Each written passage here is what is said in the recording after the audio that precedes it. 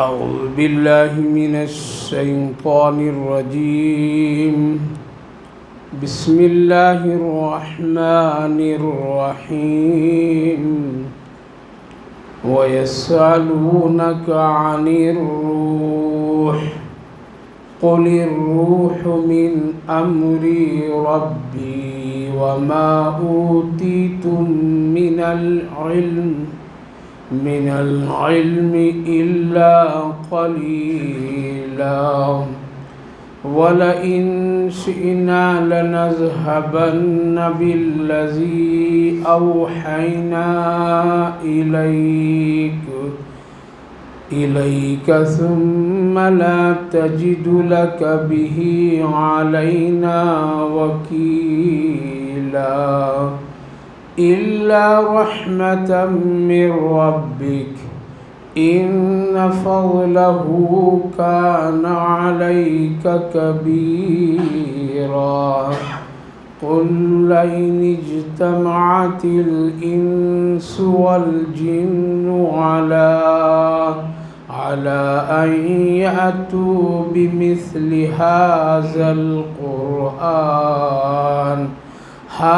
القرآن لا يأتون بمثله ولو كان بعضهم لبعض ظهيرا ولقد صرفنا للناس في هذا القرآن من كل مثل فأبى أكثر الناس إلا كفورا صدق الله العظيم. ويسألونك عن الروح، آپ سے لوگ روح کے متعلق سوال کرتے ہیں، پوچھتے ہیں. قل الروح من امر ربی وما اوتیتم من العلم الا قلیلا، کہہ دیجئے کہ روح یہ میرے رب کا ایک حکم ہے اور آپ کو تو تھوڑا ہی اس کے سلسلے میں علم دیا گیا ہے. وَلَئِن شِئْنَا لَنَذْهَبَنَّ بِالَّذِي أَوْحَيْنَا إِلَيْكَ، اگر اللہ چاہے تو وہ وحی جو آپ پر کی جاتی ہے اس کو لے جائیں. ثم لا تجد لك به علينا وکیلا، پھر آپ نہیں پا سکتے ہیں اور نہیں لا سکتے ہیں جو ہم آپ پر بھیجا ہے، اور نہ کوئی آپ کے سلسلے میں اس وقت کوئی نگہبان.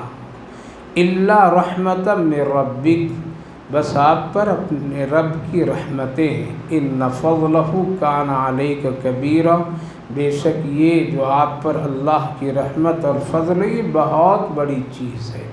بھائی اور بزرگوں، اللہ کا لاکھ لاکھ شکر، اس کا احسان کہ رمضان مبارک اور پھر عید کے بعد آج ہم سب کو پھر اللہ نے دوبارہ توفیق دی ہے مل جل کر کے قرآن کی اس بابرکت مجلس میں بیٹھنے کی. اللہ قبول فرمائے اور ہم سب کے رمضان مبارک کے اعمال کو خوب خوب قبول فرمائے. بزرگوں کا کہنا ہے اور یہ حدیث بھی ہے کہ جب ایک آدمی کو نیکی کا بار بار توفیق ملتی ہے تو پہلی نیکی اس کی قبول ہونے کی علامت ہوتی ہے.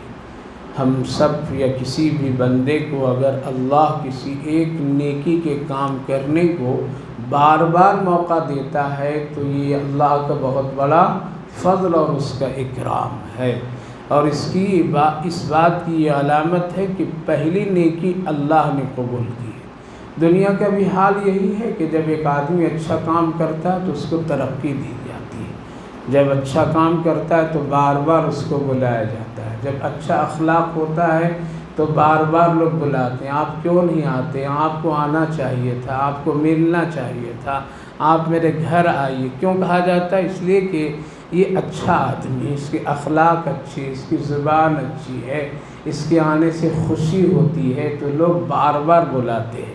تو اللہ کا بھی نیکی کے توفیق دینا، نیکی کا کام کرنے کے عمل میں بار بار جڑے رکھنا، یہ اس بات کی علامت ہے کہ اللہ رب العالمین کے بارگاہ میں ہم سب کی پوری کیفیت حاضر ہے اور اللہ دیکھ رہا ہے، سن رہا ہے، قبول بھی کر رہا، اس پر اللہ کا خوب شکر ادا کرنی چاہیے۔ تو الحمدللہ رمضان مبارک کے بعد یہ پہلی نشست آج شروع ہو رہی ہے۔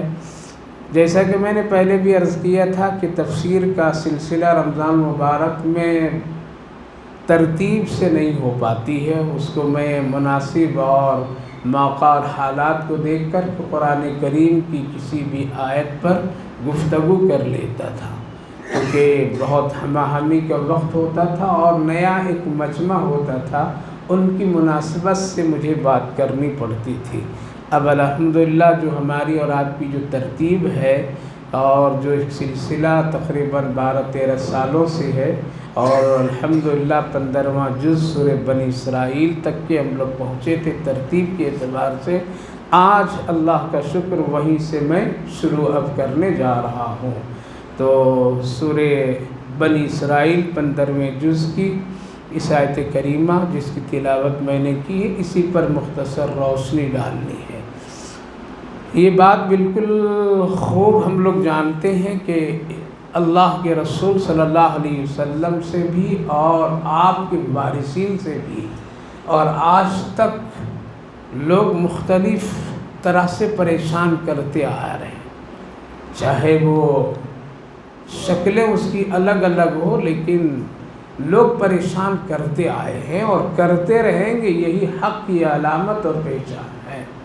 لہذا اللہ کے رسول صلی اللہ علیہ وسلم سے جہاں بہت سارے ایسے حالات اور معاملات سے آپ کو لوگ پریشان کرتے تھے، کبھی آپ کے راستے میں کانٹے ڈالتے تھے، کوڑا ڈالتے تھے، آپ کی گردن مبارک پر اونٹ کی اوجھڑی ڈال دی جاتی تھی، آپ کو برسر عام دھمکایا جاتا تھا، آپ کے صحابہ کو مار پیٹ ساری چیزیں کی جاتی تھی، اور اسی طرح سے ذہنی اعتبار سے آپ کو بہت طرح کی باتوں کے ذریعے سے اذیت پہنچائی جاتی تھی، آپ مجنون ہیں، دیوانے ہیں، آپ فلاں ہیں۔ اسی طرح سے ایک پریشان کرنے کا لوگوں کا ایک ہر بار طریقہ یہ ہے کہ ان سے کچھ ایسے سوالات کرو جس سے وہ پریشان ہو جائے، اور آج بھی وہ سلسلہ جاری ہے۔ کبھی کبھی لوگ ایسے سوالات کرتے ہیں جس کا تعلق ہمارے نہ ایمان سے ہوتا ہے، نہ ہمارا کسی عملی تعلق اس سے ہوتا ہے، بس صرف مقصد یہ کہ اس کو پریشان کرو، اس کو دیکھو، اس کو ذہنی تناؤ ڈالو، یہی ایک مقصد اور کچھ بھی نہیں ہوتا ہے۔ لہٰذا کبھی کبھی ہم سب کے آقا نبی اکرم صلی اللہ علیہ وسلم کے ساتھ لوگ ایسا کرتے تھے، خوب کرتے تھے، اور ذہنی تناؤ، ذہن میں ایک بہت ہی پریشان کن مسئلے کو ڈالتے تھے تاکہ محمد پریشان ہو، اور لوگ جب ان کو دیکھیں کہ یہ چیز کو بتا نہیں سک رہا ہے، پریشان ہے، تو اس سے ان کے دعویٰ وہ کہ میں اللہ کی طرف سے رسول ہوں، اس دعوے کی بنیاد کمزور ہو جائے گی۔ جیسے کوئی آدمی کسی بڑے عالم کو عالم سمجھتا ہے، اور وہ بھی آدمی سمجھتا ہے الحمدللہ میں پڑھا لکھا ہوں، مدرسے سے فارغ ہوں، عالم ہوں، سمجھنے کا حق بھی ہے، لہٰذا کوئی آدمی اس سے کوئی ایسا سوال کرتا ہے جس کی وجہ سے وقتی طور پر میں وہ اگر دے نہیں پاتا ہے تو اس کے بارے میں یہ خیال کیا جاتا ہے، دیکھو یہ اس کو تم بڑا عالم سمجھتے ہو، لیکن میں نے اس سے ایک بات پوچھی، جواب نہیں دے سکا۔ مخالف کا کہنے کا مطلب یہ ہوتا ہے کہ تم غلط سوچ رکھے ہو ان کے بارے میں، تمہارا نظریہ، تمہارا خیال ان کے سلسلے میں غلط ہے کہ یہ کچھ علم والا ہے، اس کے پاس کچھ بھی نہیں ہے، کچھ نہیں جانتا ہے۔ اسی طرح سے کفار و مشرکین میں رسول اللہ صلی اللہ علیہ وسلم کی ایک پہچان مکے اور مدینے میں کرنا چاہتے تھے، لہذا مختلف سوالات میں ایک موقع پر اللہ کے رسول صلی اللہ علیہ وسلم سے سوال لوگ کیے کہ اے محمد، اگر آپ نبی ہیں اور اللہ کے رسول ہیں، آپ پر وحی آتی ہے تو روح کے متعلق بتلائیے، ہے یہ کیا چیز؟ ظاہر ہے کہ ہم کو اور آپ کو بھی پتہ نہیں کہ روح ہے کیا چیز، وہ کیسی ہے، اس کی شکل کیسی ہے، رنگ کیسا ہے، اور وہ اس کی مقدار کیا ہے، اس کے وہ موٹی ہے یا پتلی ہے، کیا ہے، کسی کو کچھ نہیں معلوم ہے، کسی کو نہیں معلوم ہے روح ہے کیا۔ لوگ اب تجربات کر رہے ہیں، لیکن لا حاصل یہ تجربہ ہے، لا حاصل یہ تجربہ ہے، اور اس پر تجربہ نہیں کرنا چاہیے، نہیں کرنا چاہیے۔ دہریوں کا کام ہے یہ، ان لوگوں کا کام ہے جو اللہ کے باغی ہوتے ہیں، ان کا یہ کام ہے۔ لہٰذا ایک سوال کر دیا لوگوں نے، روح کیا چیز ہے آپ بتلائیے۔ دوسری بات، اگر اے محمد صلی اللہ علیہ وسلم اگر ہم ایمان لے آئیں گے تو آپ چند کام کر دیں گے کیا؟ اگر یہ چند کام کر دیں گے تو ہم لوگ ایمان لے آئیں گے۔ کیا ہے وہ چند کام؟ وہ کام یہ ہے کہ یہ جو مکہ کی آبادی پہاڑوں کی شکل میں ہے، یہاں کوئی خوبصورت چشمہ جاری کرنا تاکہ پانی کا کیا ہو، فراوانی ہو، پانی کا فراوانی ہو، یہ کر دیجئے۔ دوسری بات، یہاں باغات لہلہا جائیں، کھیتیاں خوب ہو، ہرے بھرے ماحول ہو۔ تیسری بات، کو خزانہ وزانہ نکالیے، صرف یہی بات کرنے سے کام نہیں چلے گا۔ اور اگر آپ کا دعویٰ ایسا ہے کہ ہم پر اللہ کی وحی آتی ہے تو جو لاتا ہے اس سے بھی کبھی میری ملاقات کیجئے، روبرو کیجئے، سامنا کرائیے، خالی یہ ہوا کی بات، یہ ساری چیزیں وہ لوگ پوچھا کرتے تھے، سوالات کرتے تھے۔ ظاہر ہے کہ یہ انسان کے اختیار کے خلاف بس کی بات نہیں ہے، انسان کے اختیار میں نہیں، پیغمبروں کے اختیار میں بھی نہیں ہے۔ لہٰذا اس طرح کے سوالات کرتے تھے۔ یسألونک عن الروح، بتلائیے روح کیا چیز ہے، روح کیا چیز ہے۔ آج بھی اگر کسی بڑے سے بڑے ڈاکٹر سے بھی پوچھا جائے تو وہ بھی نہیں بتا سکتا، بس الا بلا ادھر سے ادھر وہ بات کرے گا، لیکن حقیقت کسی کو معلوم نہیں ہے۔ اللہ نے دو جملے میں اس کی حقیقت کو اپنی طرف منسوب کیا اور انسانوں سے اس کو ختم کر دیا۔ لہذا دو جملہ صرف آپ اتنا کہیے، اس سے زیادہ کچھ بھی مت کہیے۔ کیا کہیے؟ قُلِ الرُّوحُ مِنْ أَمْرِ رَبِّي، یہ میرے رب کا حکم ہے، بس یہ جملہ کہہ دینے کہ وَمَا أُوتِيتُ مِنَ الْعِلْمِ إِلَّا قَلِيلًا، اور اس کے سلسلے میں علم نہیں میں نے کسی کو دیا گویا کہ، اور ہمارے پاس میں زیادہ علم بھی نہیں ہے۔ آپ کہہ کر کے ختم قصہ کیجیے، آپ صاحب کہہ دیجیے مجھے معلوم نہیں اس کے سلسلے میں، ہمارے پاس اس کے بارے میں کوئی علم نہیں ہے، بس صرف یہ کہہ دیجیے اللہ کا حکم ہے۔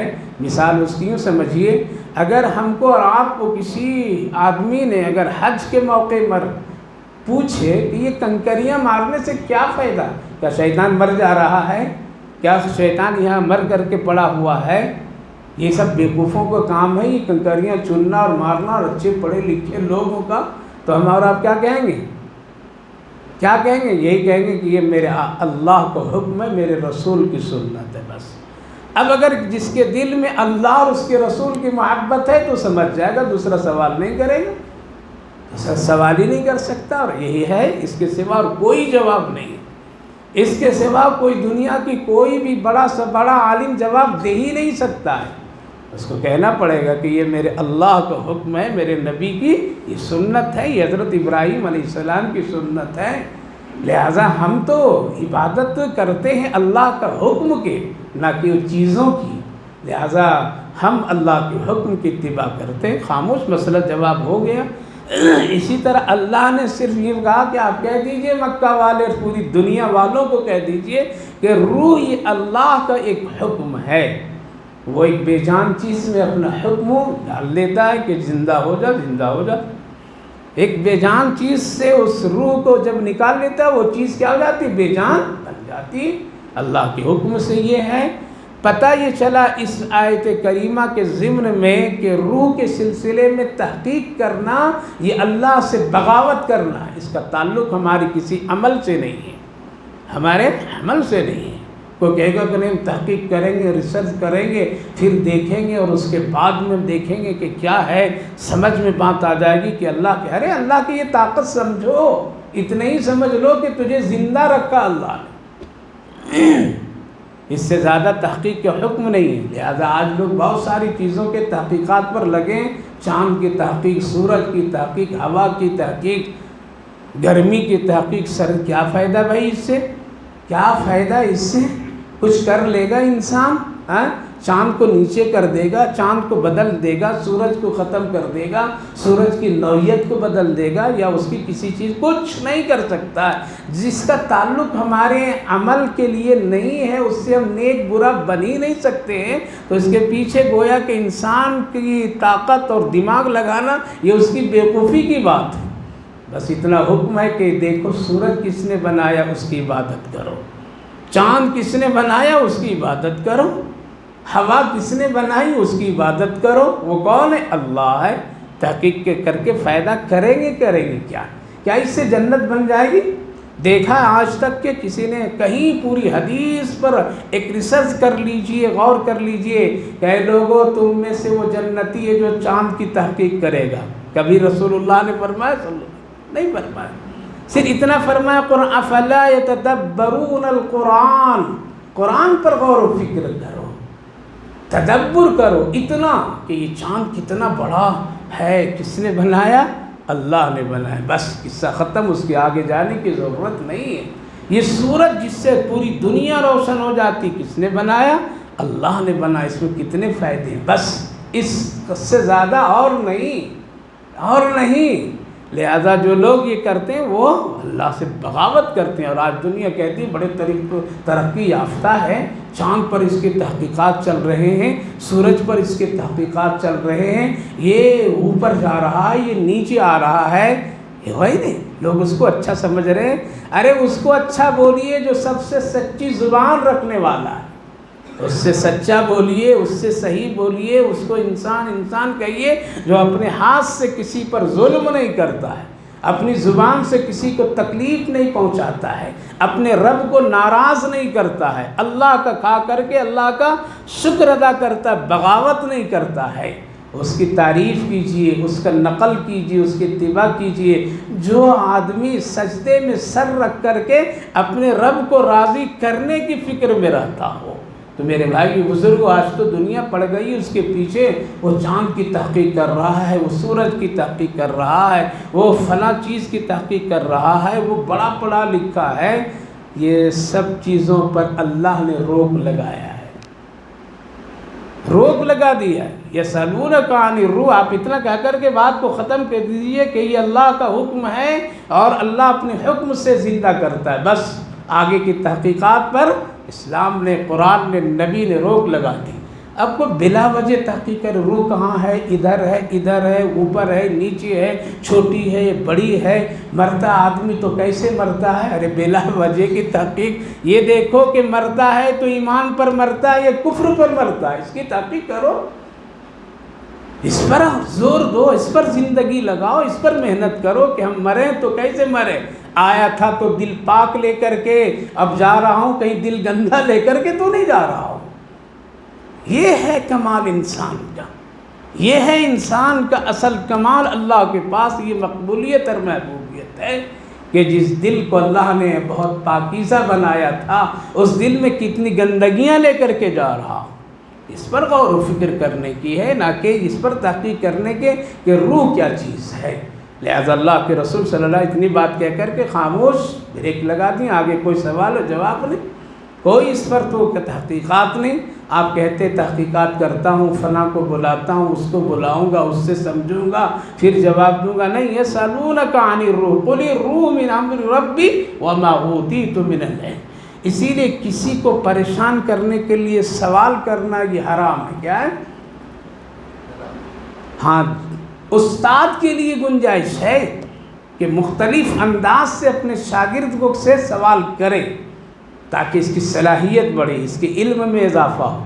لیکن کوئی آدمی کسی سے سیکھے پریشان کرنے کے لیے دیکھے اس کے پاس علم کتنا ہے اور یہ کیا ہے، اس بنیاد پر عام آدمی کو سوال کرنا یہ جائز نہیں ہے۔ سوالات کے 3 درجے ہیں، ایک ہے آپ کو معلوم نہیں، آپ کسی سے معلوم کیجیے، اس میں ثواب بھی ہے، یہ نیکی بھی ہے، یہ اخلاق بھی ہے، اسی کو علم کہتے ہیں۔ کیا کہتے ہیں؟ کہ جو چیز ہم جانتے نہیں وہ کسی سے معلوم کر کے جان لیں، اس کو علم کہتے ہیں۔ حضرت امام ابو حنیفہ علیہ الرحمہ سے کسی نے پوچھا اتنا بڑا آپ امام کیسے بن گئے علم فضل والے؟ کہا کہ جو چیز مجھے نہیں آتی تھی میں اس کو معلوم کر لیتا تھا، اور معلوم کرنے میں کبھی شرم محسوس نہیں کیا کہ چھوٹا ہے یا بڑا ہے یا کالا ہے یا گورا ہے، یہاں کا ہے وہاں کا نہیں۔ جو چیز ہم کو معلوم نہیں، معلوم والے آدمی سے جن کے پاس اس کی جانکاری، اس سے میں پوچھ لیتا تھا، شرم نہیں کرتا۔ یہی تو ہے علم، اسی سے ترقی ہوتی ہے۔ اس لیے علم دین ہو یا علم دنیا ہو، جب آپ کو نہیں معلوم ہوتے پوچھئے، پوچھنے میں شرمانا نہیں چاہیے، اس سے علم میں اضافہ ہوتا ہے۔ اسی لیے حضرت امام ابو حنیفہ علیہ الرحمہ نے جب اپنے گھر کے کام کرنے والی سے ایک مسئلے دنیاوی اعتبار سے، تجربے کے اعتبار سے جب ان کو اس بات کی علم ہوا تو آپ قدر کرتے تھے، آپ قدر کرتے تھے۔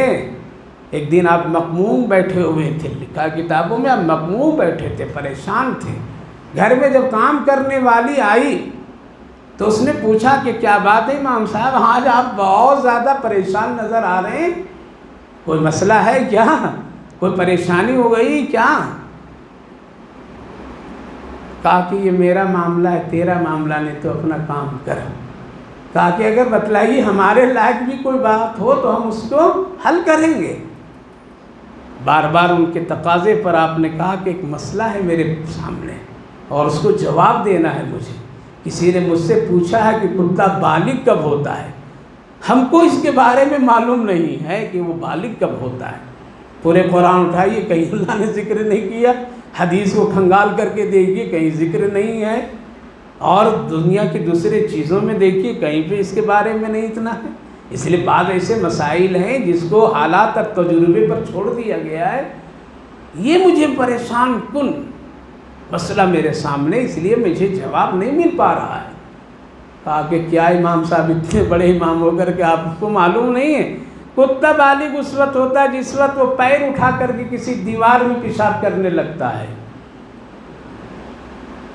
آپ کو ذہن فوراً کتوں کی طرف گیا۔ ظاہر ہے کہ کتا اسی وقت بالغ ہونے کی علامت لکھا ہے لوگوں نے، کہ جب وہ ٹانگ اٹھا کر کے، پیر اٹھا کر کے پیشاب کرنے لگے دیوار میں یا کسی بھی چیز میں، اونچی چیز میں، اونچی جگہ پر، تو سمجھ لو یہ کتا کیا ہو گیا، بالغ ہو گیا۔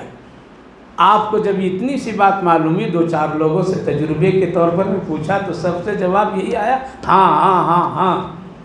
آپ نے بڑی قدر کی، بہت قدر کرتے تھے آپ، لہذا اس کے گھر کی طرف سے جب بھی آپ کو جانا ہوتا تھا، آپ گھوڑے پر سوار ہوتے تھے تو آپ نیچے اتر جاتے تھے۔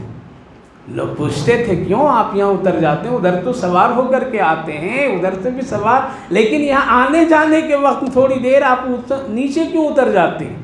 آپ کہتے تھے میرے ایک مسئلے کا یہ استاد کا گھر ہے۔ اللہ اکبر، اب تو پورا قرآن پڑھا دو پھر بھی کہتا ہے کہ مولوی کو کیا معلوم ہے، کیا معلوم ہے، اس نے کیا کیا ہے، اس کو کیا تجربہ ہے، اس کو کیا دنیا کے بارے میں معلوم ہے۔ لوگ فوراً ناکار دیتے، یہ ناکارنا گویا کہ تو نے جو بیٹھ کر کے سن کر کے جو تجھے نیکیاں ملی تھی تو نے ایک جھٹکے میں اس نیکی کو ضائع کر دیا۔ ناقدری کرنا بھی یہ نیکی کی دور کرنے، ہٹنے کی علامت ہے۔ تو میرے بھائیو بزرگوں، سوال پہلا یہ ہے کہ اگر آپ کو معلوم نہیں ہے، معلوم کیجئے، علم میں اضافہ ہوگا، یہ معلوم کرنا جائز۔ آپ کو ایک چیز معلوم ہے لیکن اس میں شک ہے، کیا ہے، یہ صحیح ہے یا غلط ہے، صحیح یا غلط ہے، تو کسی بڑے تجربے کار علم والے سے پوچھ لینا اور اس شک کو دور کرنا، یہ بھی ثواب ہے، کیا ہے، اس کی بھی گنجائش ہے، اس طرح کا سوال جواب کرنا جائز ہے۔ تیسرا جو ہے وہ یہ ہے کہ جانچنے کے لیے دیکھیں اس مولوی صاحب کو یا اس صاحب کو، اس فلاں شخص کو کتنا معلومات ہے، بڑے دعوے دار ہیں، اس کے بڑے چاہنے والے ہیں، پوچھیں۔ اب آ کر کے سیدھے پوچھتا ہے کہ حضرت موسیٰ علیہ السلام کی خالہ پھوپھی کا نام بتلائیے، معلوم ہے کسی کو؟ اس کا تعلق ہمارے تہجد سے ہے، اس کا تعلق ہمارے ایمان سے ہے، اس کا تعلق ہمارے کسی بھی عقیدے سے نہیں، اللہ اس کے بارے نہیں پوچھے گا۔ لہذا یہ پوچھنا گویا کہ یہ ایک جانچ ہے، کیا ہے، یہ جانچ ہے، یہ جانچ ہے۔ آپ کوئی پوچھے کہ حضرت حوا علیہ السلام کی کوئی بہن تھی یا نہیں بہن تھی، آپ تحقیق کر کے بتلائیے، لہٰذا بڑے بڑے علماء سے جا کر کے پوچھیے، تو کہیں کتابوں میں کوئی ذکر نہیں ہے۔ تو یہ سوال سر فضول ہے، یہ جانچ ہے، اور یہ ایک وقت کو ضائع کرنے کے لیے ایسے سوالات نہیں کرنے۔ جس کو بڑوں نے بہت اچھی بات کہی، تجھے آم کھانے سے مطلب ہے نہ کہ گٹھلی کا پتہ لگانا کہ گٹھلی کیسے آیا، کہاں سے آیا، کس نے بویا تھا اور کس نے، تب تک کہ فریج میں کیڑے لگ جائیں گے، آم میں کھا نہیں سکیں گے۔ اس لیے کھانا سے اتنا پتہ لگاؤ، بزرگوں نے حلال ہے یا حرام ہے، بس گٹھلی کہاں کی ہے یہ مت پوچھو، بلے پوچھو یہ حلال ہے یا حرام ہے۔ اگر حلال ہے کھا لو، اس کے پیچھے مت پڑو، اگر حرام ہے تو چھوڑ دو، بس اتنا معلوم کرنے کا حق ہے۔ تو سوالات تین کفار و مشرکین نے جو سوال کی نوعیت وہ جانچنے کے لیے کر رہے تھے، تاکہ نبی محمد صلی اللہ علیہ وسلم کیا ہو، پریشان ہو، ذہنی اعتبار سے ان کے اندر میں دباؤ کی کیفیت ہو، فکر میں چلے جائے۔ تو اللہ تعالیٰ نے فرمایا کہ آپ بس اتنی بات کہہ دیجیے، اور آپ پر جو وحی میں بھیجتا ہوں آپ خود اس پر مکمل اور کامل طور سے یقین رکھیے کہ اللہ کی طرف سے وحی ہے۔ اللہ اکبر! اللہ تعالیٰ نے عجیب و غریب انداز اختیار کیا، وَلَئِن شِئْنَا لَنَذْهَبَنَّ، اور اگر خدا نخواستہ اگر آپ ہی کو شک ہو جائے، گویا کہ ایک نوعیت سے اگر آپ کے پاس جتنی بھی وحی کیا ہوں اگر میں ہٹا لیا تو پھر آپ دوبارہ اس کو لا بھی نہیں سکتے۔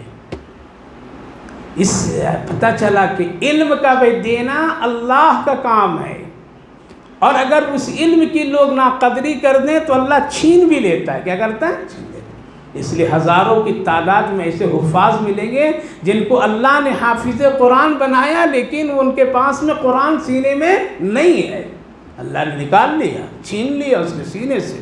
نہیں، اس نے ناقدری کی ہے، سینے میں قرآن دیا لیکن یہ گناہ کر رہا ہے، یہ اللہ کی نافرمانی کر رہا ہے، اس کی قدر نہیں کر رہا ہے، اس کی تلاوت نہیں کر رہا ہے، اس پر عمل، تو لوگ کیا ہوتے ہیں؟ بھول جاتے ہیں۔ عالم بنایا اور عالم ہو کر کے پھر وہ اس کی قدر نہیں کرتا، تو اللہ علم کو کیا کرتا ہے؟ سلب کر لیتا ہے۔ اللہ کسی کو ولی بناتا ہے، اپنا دوست بناتا ہے، لیکن وہ قدر نہیں کرتا، اللہ ولایت کو چھین لیتا ہے۔ اس لیے اللہ مسلمان بناتا ہے لیکن اسلام کی قدر نہیں کرتا تو اللہ مرتد بنا دیتا ہے۔ جاؤ، لہٰذا دیکھ لیجئے جو لوگ ناقدری کر رہے ہیں وہ مرتد کے دہانے پر کھڑے ہیں، ان کے آل اولاد کھڑی ہیں دہانے پر۔ اس لیے میرے بھائیو بزرگو، اس آیت کریمہ سے اس بات کی طرف اشارہ ہے کہ جو چیز اللہ دے رہا ہے اس کی کیا کیجئے؟ قدر کیجئے، اور خود اس پر یقین کے ساتھ جمع رہے۔ اسلام حق، قرآن حق، نبی حق، اللہ حق، اس پر کسی طرح کوئی شک نہیں۔ اگر شک خود کریں گے تو اللہ تعالیٰ ایمان کو سلب کر لے گا، اور موت کے وقت کلمہ نصیب نہیں ہوگا۔ کیوں؟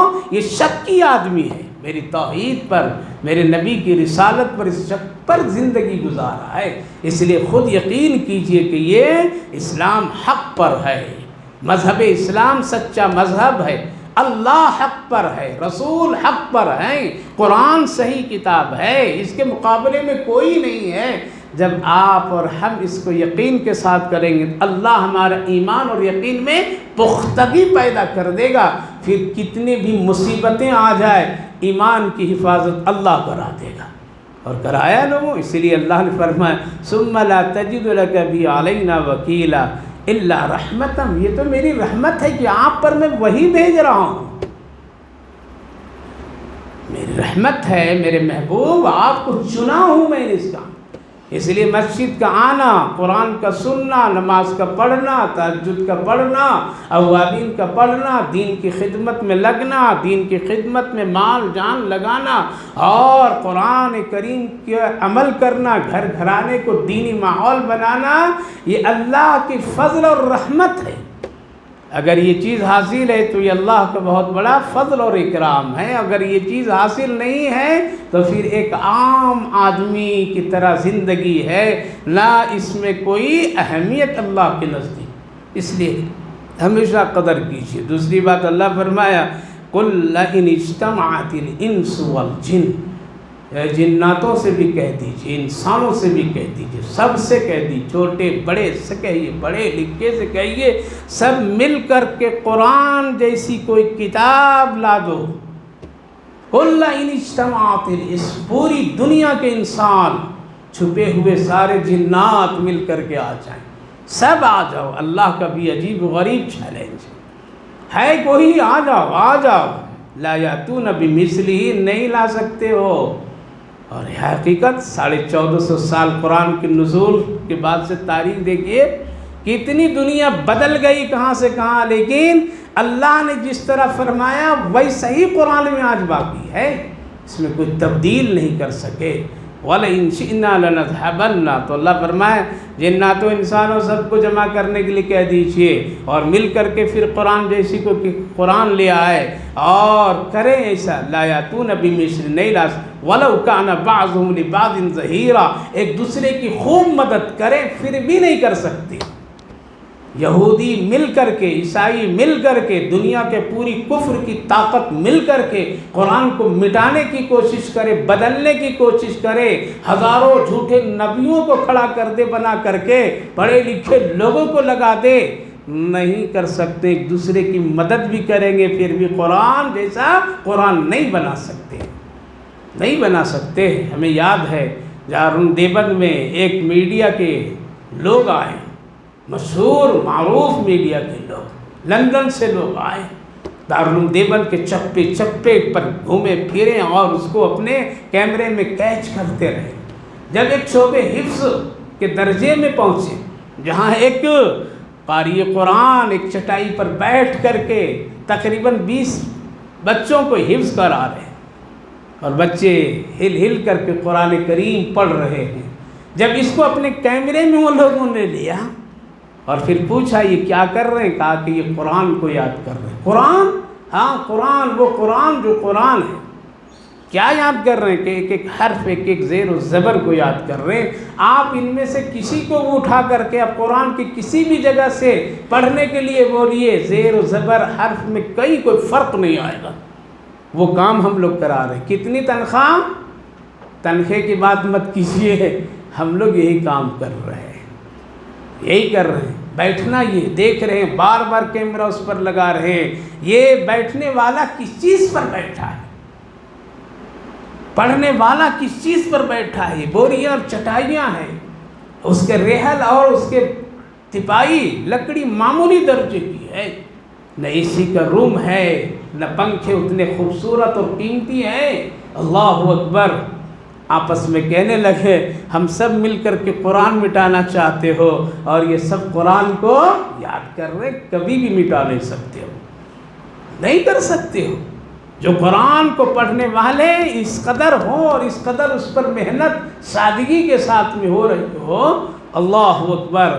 پوری دنیا مل کر کے اللہ نے 1400 سال پہلے کہہ دیا وَلَوْ كَانَ بَعْضُهُمْ لِبَعْضٍ ظَهِيرًا، ایک دوسرے کی خوب مدد کرے، یہودی عیسائی کی کرے، عیسائی یہودی کی کرے، کفر دوسروں کی کرے، ہم مل کر کے کرے، لیکن اللہ فرما رہا ہے نہ، نہیں لا سکتا کہ قرآن کے مقابلے میں نہیں لا سکتا۔ کوشش کر کے دکھائیں گے لیکن نہیں، لہذا دکھائیں لوگ بہت لیکن نہیں ہو سکا۔ اللہ فرمائے وَلَقَدْ صَرَّفْنَا لِلنَّاسِ بِهَذَا الْقُرْآنِ، ہم نے اس قرآن میں لوگوں کے لیے عدل بدل کر کے مثالیں دے کر کے سمجھا دیا ہو، اس کے باوجود بھی اگر نہ سمجھو گے، جیسا فَأَبَى أَكْثَرُ النَّاسِ إِلَّا كُفُورًا، بہت سارے لوگ منکر ہو گئے اس کے باوجود بھی، تب تو پھر ہے آخرت میں پکڑ، اس کی پکڑ ہے۔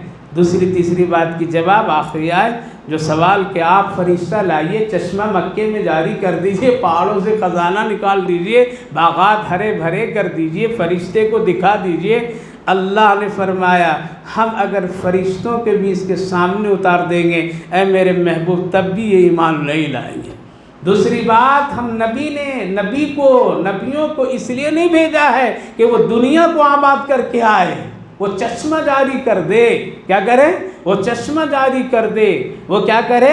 وہ کوئی باغات بنا کر کے چھوڑ کر کے آئے، وہ کوئی خزانہ دولت چھوڑ کر کے آئے، نہ، ہم نے تو نبیوں کو درویشانہ زندگی دی ہے، وہ انسان کو انسان بنانے کے لیے اس کو بھیجا ہے، نہ کہ اس کو قارون اور حامان اور فرعون بنانے کے لیے بھیجا ہے۔ اس لیے ایسے مطالبات کو اللہ نے سرے سے انکار کر دیا اور یہ فرمایا ان کا گھر بھی بنا دو، ان کے سونے چاندی کے گھر بنا دیں، او تکون لک جنۃ من نخیل وعنب، انگور کھجور باغات یہ سب اور نہریں بھی خوب جاری کر دیں، اور تسقط السماء زعمت علینا، جیسے گمان کرتے ہیں آسمان سے بھی ٹکڑے ٹکڑے کر کے ان کے سامنے فرشتے کو بھی سامنے کر دیں، سب کچھ کر دیں گے، لیکن پھر بھی آپ کو یہ کہیں گے جادوگر ہے۔ قل سبحان ربی، کہہ دیجئے میرا رب یہ سب چیزوں سے پاک صاف ہے۔ تم یہ سب مطالبہ کر کے ایمان لاؤ گے، اللہ پر احسان کر دو گے کیا؟ ہرگز نے حل کنت الا بشر رسولا، ہم نبیوں کے ایک انسان کی شکل میں پیغمبر بنا کر کے بھیجا ہے، نہ کہ اس کو خزانہ دولت کے لیے بھیجا ہے۔ اس سے یہ پتہ چلا دین والوں کے لیے خزانہ نہیں ہے بلکہ اس کے لیے آخرت ہے، آخرت ہے۔ تو میرے بھائیو بزرگو، اللہ رب العالمین نے دنیا بنانے کی طرف ترغیب نبیوں کو نہیں دیا، ورنہ اگر ایسی بات ہوتی تھی تو ایک ایک پیغمبر بنا کے چلے۔ اتنی بڑی حکومت کسی حضرت سلیمان علیہ السلام کی تھی یا نہیں تھی؟ لیکن کوئی خزانہ جمع کر کے گئے ہیں؟ لیکن نمرود اور فرعون کے خزانہ دنیا میں جمع رہا۔ پتہ یہ چلا کہ پیغمبر کو اللہ دولت بھی دیا، پھر بھی وہ خزانے کے پیچھے نہیں پڑے۔ اس لیے نبی کی وراثت علم ہے۔ کیا ہے؟ علم ہے۔ آج علم کا چرچا ہے، رسول اللہ کی سنتوں کا چرچا ہے، علماء پھیلے ہوئے خدمت کر رہے ہیں۔ تو یہ کام نبیوں کا دنیا بنانے کا نہیں ہے بلکہ آخرت بنانے کی ترغیب کی طرف ہے۔ تو میرے بھائیو بزرگوں، کہتے ہیں کہ نہ ماننا ہو تو ہزار بہانے، اور ماننے والے کے لیے کوئی دلیل کی ضرورت نہیں ہے۔ اس لیے اپنے دلوں کے اندر اسلام کی عظمت، قدر، سوالات جوابات کے چکر میں ہرگز مت گھوما کیجئے، موٹے موٹے سیدھے سیدھے کام کیجئے جو اللہ اور اس کے رسول نے فرمایا ہے، اسی سے آخرت بنے گی۔ اور ایسے لوگوں سے بچیے جو لوگ اسلام میں شک ڈالتے ہو، اسلام میں شبہات ڈالتے ہو اور لوگوں کے ذہنوں کو بدلنے کی کوشش کرتے ہو، ایسے لوگوں سے بچنا چاہیے۔ اللہ آپ کو بھی بچائے، ہم کو بھی بچائے۔ اللہم صلی علی سیدنا نبینا حبیبنا مولانا محمد وبارک وسلم علیہ۔ اللہم ربنا آتنا فی الدنیا حسنۃ وفی الآخرۃ حسنۃ وقینا عذاب النار۔ اے اللہ ہم سب تیرے بندے ہیں لیکن کمزور ہیں، عمل کے اعتبار سے، یقین کے اعتبار سے، ایمان کے اعتبار سے۔ اے اللہ ہم سب کو کامل یقین والا ایمان عطا فرمائیے، ہر طرح کی شک و شبہات سے بچائیے، ظن اور بدظنی سے ہم سب کی پوری پوری حفاظت فرمائیے، ایمان اور اسلام کی قدر دانی کرنے کی توفیق نصیب فرمائیے۔ یا ارحم الراحمین، دنیا سے زیادہ آخرت کی فکریں اور اس کی تیاری کی طرف ہم سب کو اللہ اپنے فضل سے آسانیاں پیدا فرما دیجیے۔ اے اللہ رمضان مبارک کے کیے ہوئے نیکی کے کاموں کی اللہ ہم سب کی حفاظت فرما دیجیے، اور رمضان کے بعد والی زندگی بھی رمضان کی طرح اور اس سے بہتر بھی بنا کر کے عمل کی توفیق نصیب فرمائیے۔ اس قرآن کریم کی بابرکت مجلس کو بے حد قبول فرمائیے۔ جتنے بھائی بزرگ جوان بچے اللہ شرکت کی، سب کی حاضری کو قبول فرمائیے۔ اس قرآن کریم کی برکت سے اللہ سب کی زندگیوں میں برکتیں عطا فرمائے، صحت عافیت عطا فرمائیے، روزی میں برکت دیجیے، ذہنی تناؤ سے سب کی حفاظت فرمائیے۔ اے اللہ صحت و عافیت، روزی رزق میں برکت، عافیت، رحمت عطا فرمائیے۔ اے اللہ جو بیمار ہم سب کو شفا نصیب فرمائے، صحت مندوں کو سلامتی نصیب فرما دیجیے، جو لوگ دنیا سے جا چکے ہیں ان سب کی مغفرت فرمائے، ہماری ان دعاؤں کو اپنے فضل و کرم رحمتوں سے قبول فرمائیے۔ صلی اللہ علی النبی وعلی آلہ وسلم۔ سبحان ربک رب العزت عما یصفون وسلام علی المرسلین والحمد للہ رب العالمین۔